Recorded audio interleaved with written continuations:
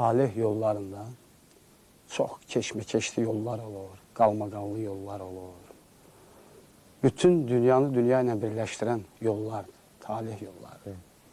Mənim talih yolum çox keşmekeşli olur, çox ağır olur. Deyim ki, sözdən söz doğurur. Elə bir incə sənət xadimi yoxdur. Mən özür istəyirəm ifadəyə görə, bildiyim tarixə görə danışıram. Ki, haradasa deyək, zədagən bir ailədən çıxıyor, varlı, hallı.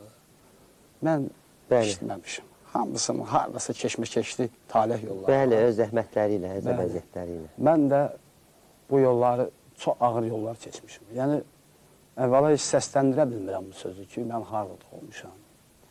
Üzr istəyirəm, yenə üzr istəyirəm ziyalılarımızdan, igidlərimizdən, ərlərimizdən, ərənlərimizdən.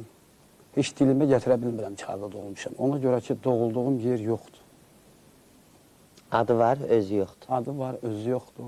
O viran qalmış, dağılmış, uçulmuş, qəbirlər düşmənin tapdağı altında qalmış, qaralasında doğulmuşam.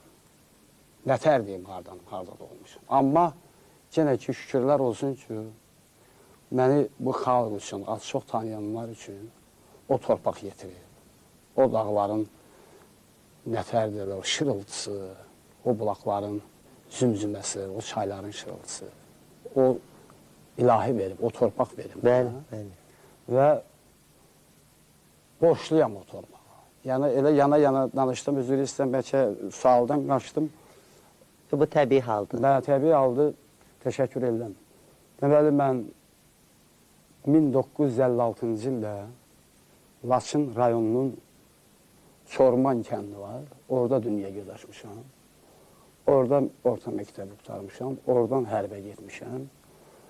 Və oradan qayıdıb birbaşa Azərbaycanımızın paytaxtı olan Bakı şəhərində. Gəlib burada məskunlaşmışam. 1978-ci ildə.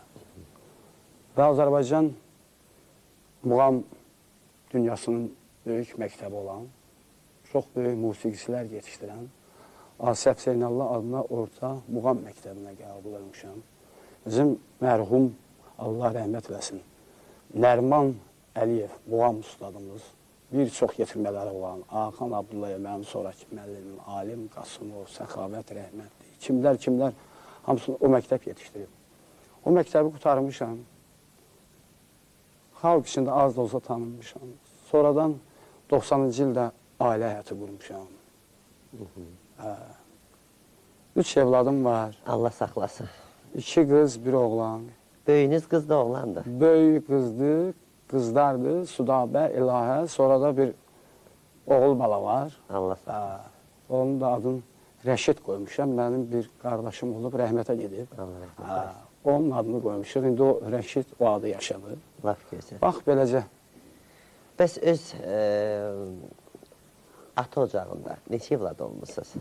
Ata ocağında deyəndə hamı birdən təşvişə düşür aydanda. Bizim ata ocağında çoxlu evlad dünyaya gəlir. Yox, mən bilirəm ki, mənim öz tanıdığım insanlar çoxdur Laçın rayonundan. Maşallah olsun, ailədə aşağısı bir 7-8 olur. Bizdə də o sıradadır. Biz 7 bacı, 4 qardaş. Allah saxlasın. Ondan rəhmətə gedənləri var. Qalanları da yaşayırlar Respublikamızın müəyyən rayonlarında, yəni qaçqınlar. Bəli, köçkünlər. Və deyim ki, o talih yollarında mən çox inandığım, özüm üçün ilahi bir qüvvə saydığım böyük qardaşım var. Bu saat 82 yaşı var. Can sağlığı. Oğuz rayonunda yaşayır. Orada bu saat yaşayır. Yəni, onu qədərə mən sevirəm ki, yəni burada onu salam göndərməsəm, deyirəm ki, yaxşı yaşa, hələ yaşamaq lazımdır. Bəli, biz İnşallah qayıdıb Laçında yaşayacaqsan. Allah qoysa, Allah qoysa. Bax belə. Rəhbət müəllim, bəs deyirsiniz, bax, görürsünüz ki,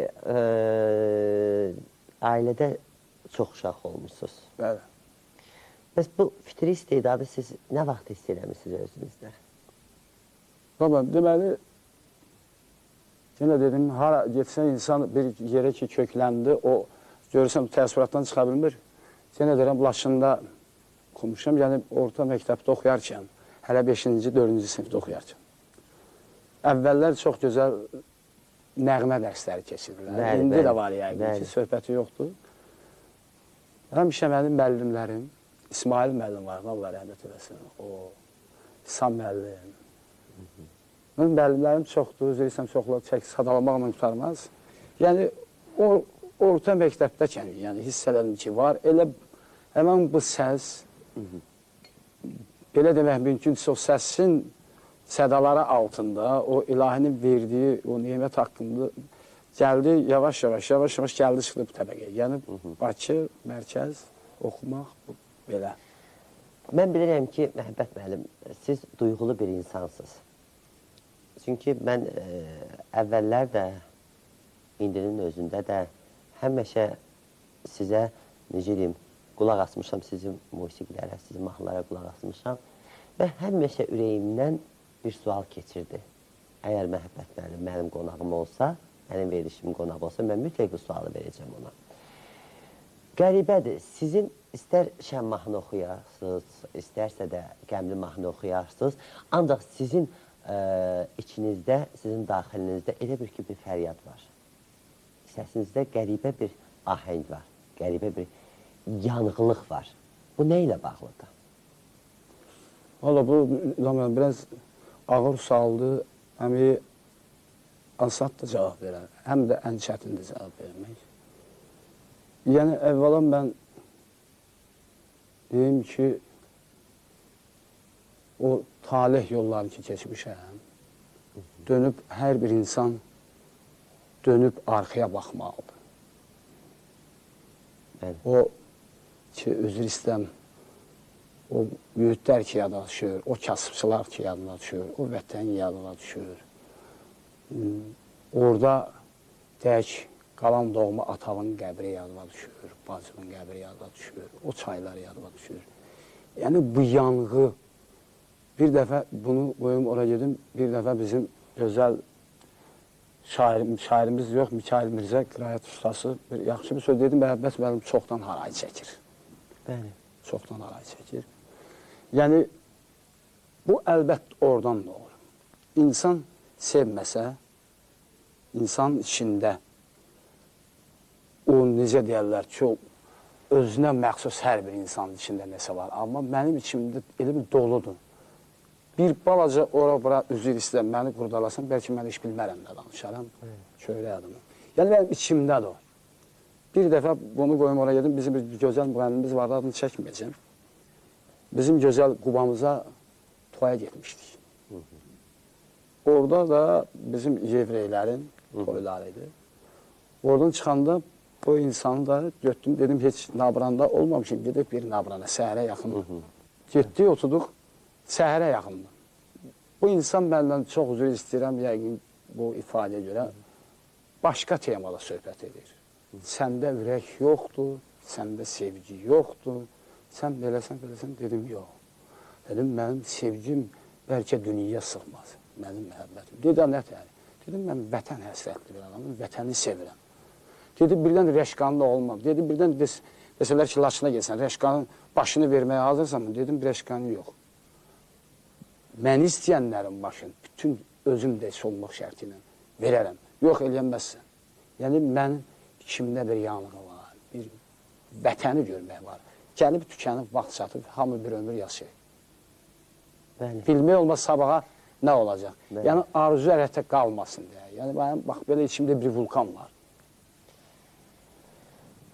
Bu, doğrudan da hər bir vətəni sevən insanın içində olmalıdır.